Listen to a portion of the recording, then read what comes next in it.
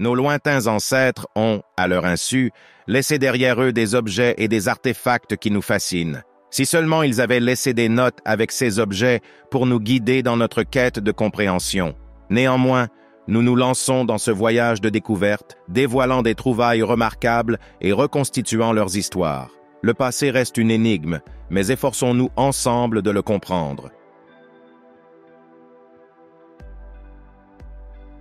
En mai de 2023, le musée Rijks a acquis une rare et exquise coupe à boire en verre rouge rubis, œuvre de Johann Kunkel, éminent alchimiste, apothicaire et maître verrier allemand du XVIIe siècle. Datant d'environ 1685, cette coupe met en valeur la technique novatrice de Kunkel, qui consistait à ajouter de l'or au verre pour obtenir une couleur rouge intense et profonde. Seule une vingtaine d'exemplaires de ces premières pièces en verre rouge rubis sont connus, ce qui rend cette coupe calice en forme de coquille, avec sa forme unique, son style et sa scène gravée de Putti jouant autour des vignes, une découverte véritablement exceptionnelle. La gravure sur la coupe est attribuée à Gottfried Spiller, un maître graveur de verre réputé pour son travail sur les verres rouges rubis. Le verre lui-même ressemble plus à de la pierre taillée qu'à du verre soufflé, s'inscrivant dans la tradition des Kunstkammer, ou collections qui rassemblent des objets extraordinaires issus de la nature de la science et de l'art. La découverte que des composés d'or pouvaient produire des nuances de rouge dans le verre était connue dans l'Antiquité. Mais c'est Kunkel qui a affiné le processus et publié son propre traité sur la production du verre. Il a perfectionné la recette du verre rouge rubis qui a gagné une immense popularité et était considéré comme un matériau précieux aux bienfaits supposés pour la santé. Au début du 19e siècle, les nobles britanniques se sont adonnés à une mode qui ajoutait un élément de mystère à leurs affaires romantiques. Les yeux des amoureux, également connus sous le nom de miniatures oculaires. 16 pièces de bijouterie uniques ont gagné en popularité pendant l'époque géorgienne et consistaient à ne représenter que les yeux de l'être aimé. Si les portraits personnels étaient des ornements courants depuis des siècles, la concentration exclusive sur les yeux était une nouveauté. Cette tendance a émergé autour de la Révolution française, mais a gagné en popularité en Grande-Bretagne, principalement en raison de l'influence du prince de Galles, plus tard George IV. Connu pour ses nombreuses liaisons amoureuses, il a eu sa liaison la plus notoire avec Maria Fitzherbert. Malgré les contraintes légales et sociétales, George a couvert Maria d'affection, notamment par le biais d'un portrait de son œil, peint par Richard Cosway, qu'il a envoyé avec une proposition de mariage. Leur union interdite a été de courte durée, George III intervenant et forçant le prince à épouser une princesse allemande. Cependant, le prince de Galles avait, sans le savoir, déclenché une mode pour les yeux des amoureux. 16 pièces intimes créaient un lien tactile entre celui qui les portait et le sujet représenté, créant un sentiment de proximité émotionnelle. Aujourd'hui, seuls environ 1000 yeux des amoureux de la période 1780 à 1830 survivent. En mai de l'an 2023, des archéologues en Israël ont confirmé avoir mis au jour une ancienne archive financière datant de 2000 ans sur la route des pèlerins dans la cité de David à Jérusalem, mettant en lumière les activités commerciales de l'époque du Deuxième Temple. L'autorité israélienne des Antiquités a révélé que cette petite tablette de pierre servait probablement de reçu ou d'instruction de paiement, offrant un précieux aperçu de la vie quotidienne des habitants de la cité. L'inscription présente des lignes partiellement conservées, comportant des noms, des lettres et des chiffres en hébreu. Une ligne se termine par le nom Simon, suivi de la lettre hébraïque Mem, tandis que d'autres lignes comprennent des symboles représentant des nombres, certains accompagnés des lettres Mem ou Resh, abréviations respectivement de argent et quartier. Des inscriptions similaires ont été trouvées à Jérusalem et à Beth Shemesh, mais c'est la première qui a été découverte à l'intérieur des limites de l'ancienne Jérusalem de cette période. La tablette a été gravée sur une plaque de craie qui a probablement été initialement utilisée comme ossuaire, suggérant la possibilité d'un commerce ou d'un artisanat local. La route des pèlerins, comme son nom l'indique, constituait un axe crucial pour les activités de pèlerinage et commerciales, soulignant l'importance de cette découverte pour la compréhension du récit historique de Jérusalem. Cette statue Moai, initialement érigée à Orongo sur l'île de Pâques, se dresse maintenant comme une silhouette solitaire à Londres. Son âge exact est incertain, mais comme tous ses congénères, on pense qu'elle a été réalisée entre les années 1000 et 1600. Nommée Oa Akananaia par les autochtones de l'île, signifiant « ami perdu » ou « volé », elle revêt une importance particulière en raison de son vol par des explorateurs britanniques en 1868. Sculptée dans du basalte, la statue suit le design typique des Moai de l'île de Pâques, présentant des traits faciaux distincts tels qu'un nez proéminent, des sourcils, un menton, des mamelons et des oreilles allongées. Ses mains reposent sur un ventre saillant, tandis que des pétroglyphes ajoutés plus tard ornent son corps, y compris des représentations d'hommes-oiseaux, une frégate appelée Manutara et des pagaies cérémonielles. Il y a d'autres gravures qui n'ont pas encore été identifiées positivement. Après son voyage en Angleterre, le Moai a été offert par la reine Victoria au British Museum en 1869, où il reste exposé. Cependant, le gouvernement chilien revendique la propriété de la statue, tandis que certains groupes indigènes de Rapa Nui ont plaidé pour son retour sur l'île. Le gouvernement britannique s'oppose à cette proposition, invoquant l'absence d'un plan de conservation pour le Moai sur l'île de Pâques. Le bouclier Gweagal est un artefact fascinant qui revêt une immense signification culturelle et historique en Australie. Créé par le peuple autochtone des Gweagal, le bouclier est un exemple remarquable de leur riche tradition artistique et technologique. Sculpté dans le bois, le bouclier présente des gravures complexes et des motifs décoratifs qui reflètent l'identité culturelle unique de la communauté Gweagal. L'un des aspects les plus célèbres du bouclier Gweagal est son lien avec l'arrivée du capitaine James Cook à Botany Bay en 1770. On pense qu'un guerrier aborigène nommé Kumon a utilisé ce bouclier lors d'une confrontation avec Cook et son équipage. Cette rencontre a marqué la première interaction significative entre les Australiens indigènes et les explorateurs européens, faisant du bouclier Gweagal un puissant symbole de résistance et de résilience. Actuellement conservé au British Museum de Londres, le bouclier Gweagal sert de rappel tangible de l'histoire coloniale de l'Australie et de la relation continue entre les communautés autochtones et leur patrimoine culturel. Sa présence dans le musée a suscité des discussions sur la question de la rapatriation et de l'importance de rendre les artefacts culturels à leurs propriétaires légitimes. Le bouclier Gweagal témoigne du talent artistique et de l'esprit indomptable du peuple Gweagal, encapsulant un chapitre important du passé australien. La sculpture en bois connue sous le nom de statue Mangareva, ou figure de divinité, provient de l'île de Mangareva en Polynésie française. Créée à la fin du XVIIIe siècle ou au début du XIXe siècle, cette figure masculine de Dieu a été remise aux missionnaires anglais lorsque la population locale a embrassé le christianisme. Finalement, le British Museum a acquis la sculpture en 1911. Au début du XIXe siècle, des explorateurs et des missionnaires européens sont arrivés à Mangareva, introduisant de nouvelles croyances religieuses chez les insulaires. En 1835, des missionnaires français, avec le soutien du roi local et de l'ancien grand prêtre, ont détruit une grande partie de l'art indigène, mais ont épargné cette idole.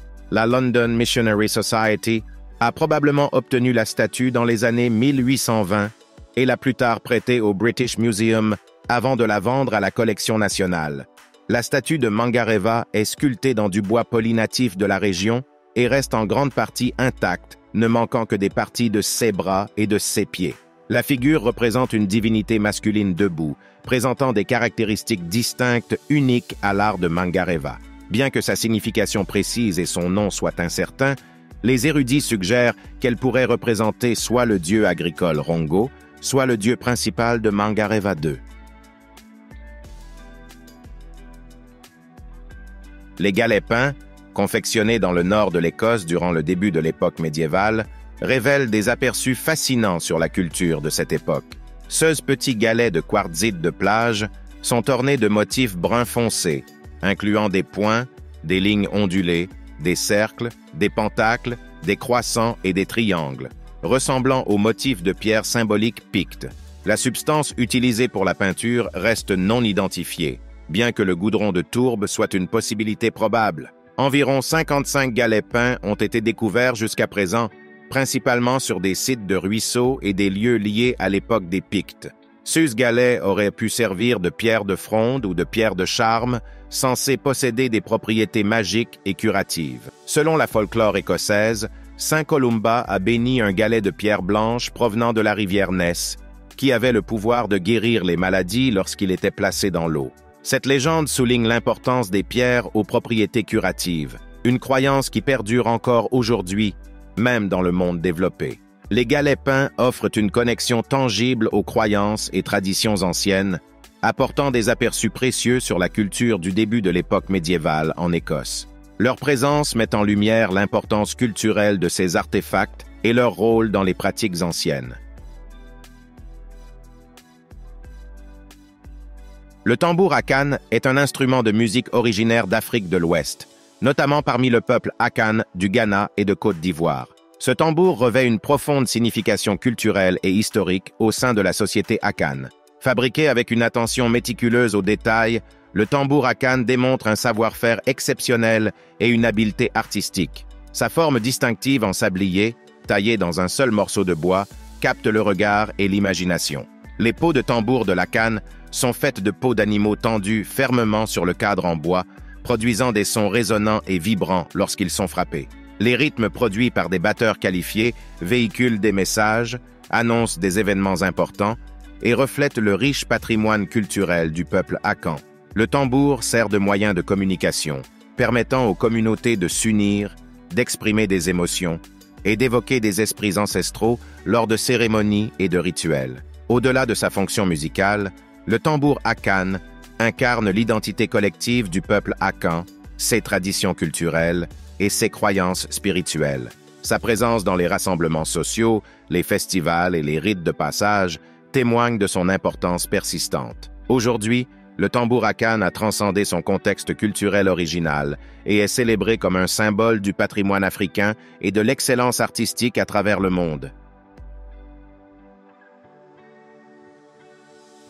Un champ de bataille est un lieu propice à la recherche de trésors enfouis, mais le problème est que la plupart des principaux champs de bataille anciens du monde ont déjà été identifiés et fouillés. Cela n'est toutefois pas toujours le cas. Un champ de bataille de l'époque Ming, datant d'environ 370 ans, a été découvert en Chine au début de l'année 2017 et a déjà livré plus de 10 000 objets. Les experts fouillent encore les objets qu'ils ont trouvés, mais ils sont déjà très enthousiasmés par ce sceau impérial en or incroyablement rare. Ils pensent qu'il pourrait avoir appartenu à l'héritier présomptif d'un des anciens empereurs de Chine. L'objet provient du site historique de Jianchengyan et remonte à une époque tumultueuse de l'histoire chinoise, lorsque la dynastie Ming s'est effondrée et que la dynastie Qing a émergé. Il est douteux que quoi que ce soit d'autre trouvé là-bas pendant le reste de la recherche soit plus précieux que le sceau. Ce rectangle doré de 3 par 1 pouce, avec uniquement sa tortue décorative, est presque certainement le seul de son genre jamais créé.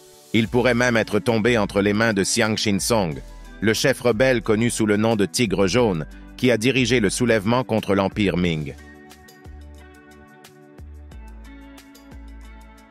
Les danseuses en terre cuite Haniwa, conservées au Musée national de Tokyo, sont une paire de figures funéraires en terre cuite intrigantes de l'ancien Japon. Six Haniwa uniques, découvertes en 1930 dans les monticules funéraires de Nohara, dans la préfecture de Saitama, sont réputées pour leurs gestes distinctifs, d'où leur surnom de danseuses. Datant de la période Kofun, de 250 à 538, ces sculptures présentent un design simpliste avec des traits abstraits et évoquent des mouvements de danse. Les danseuses en terre cuite Haniwa se caractérisent par leur haut niveau d'abstraction, des statues debout avec des bras en argile. Elles n'ont pas de bas du corps, présentant un tube cylindrique comme base pour la tête. Les figures ont le bras gauche levé et le bras droit étendu diagonalement vers le bas, formant une forme de S inversée. Leurs traits du visage expressif, avec des cercles creusés pour les yeux et la bouche, sont inhabituels pour les Haniwa. La figure la plus petite représente un paysan masculin, identifié par une coiffure de paysan et un outil ressemblant à une faux, tandis que la figure la plus grande n'a ni cheveux ni lobe d'oreille. Une réinterprétation récente suggère que ces Haniwa pourraient représenter des gardiens de chevaux plutôt que des danseurs, mais cette théorie historique n'a pas encore gagné l'adhésion générale. Affirmer que le bloc de Cascado est une pomme de discorde pour les archéologues et les scientifiques serait un euphémisme. Pour ses partisans, il s'agit de la preuve que la civilisation Olmec a développé la première forme d'écriture en Amérique. Pour ses détracteurs, il s'agit d'un faux plus moderne, et il y a peu de chances que les deux parties parviennent jamais à s'accorder. Les circonstances de sa découverte ne facilitent pas les choses. Plutôt que d'être déterré par des archéologues, il a été trouvé dans un tas de débris à Veracruz, au Mexique, par des constructeurs de routes en 1990. Les figurines en argile et les céramiques trouvées autour de lui ont été datées d'environ 1000 ans avant notre ère. Il est donc supposé que le bloc de Cascado, avec son système complexe de glyphes, provient de la même époque historique. Si c'est le CA, il prédate la langue écrite des Zapotèques d'environ 400 ans. Certains des symboles semblent représenter des animaux et des oiseaux, mais d'autres sont abstraits et impossibles à déchiffrer. L'arrangement des symboles en rangées hétéroclites est incohérent avec d'autres systèmes d'écriture mésoaméricains. Il se peut donc que chaque symbole soit une information indépendante. La répétition de certains symboles pourrait toutefois indiquer une lettre ou un mot répété. Peut-être parviendrons-nous un jour à le déchiffrer. Bien avant que les gens apprennent à jouer et aiment le jeu d'échecs, ils jouaient à un jeu inspiré des Vikings appelé Nefotophel, ou à des jeux basés sur lui. Si personne ne connaît les règles précises de ce jeu de plateau antique, des preuves de sa popularité existent partout en Europe. Voici une pièce de Nefotophel particulièrement frappante qui a été trouvée sur l'île anglaise de Lindisfarne en juillet 2020. Il y avait autrefois un grand monastère médiéval sur l'île, mais le monastère a été assiégé et occupé par des Vikings en l'an 793, lors des premières étapes de l'invasion viking de la Grande-Bretagne. Ils ont probablement apporté avec eux leur jeu de plateau préféré, comme le montre cette pièce faite d'un morceau de verre bleu fortement décoré. Il est probable que c'était le roi, dont le jeu n'en avait qu'un. Nous savons que le jeu s'est finalement répandu dans le reste de la Grande-Bretagne, car des pièces faites d'os ou de bois ont été trouvées dans divers endroits, mais les pièces de verre sont extrêmement rares. En fait, il s'agit seulement du deuxième exemple d'une pièce de Nefotophel en verre jamais trouvée. Rejoignez notre communauté en vous abonnant à la chaîne et en activant les notifications pour rester constamment informé de nouveaux contenus. Votre présence est grandement appréciée. Nous attendons avec impatience notre prochaine rencontre.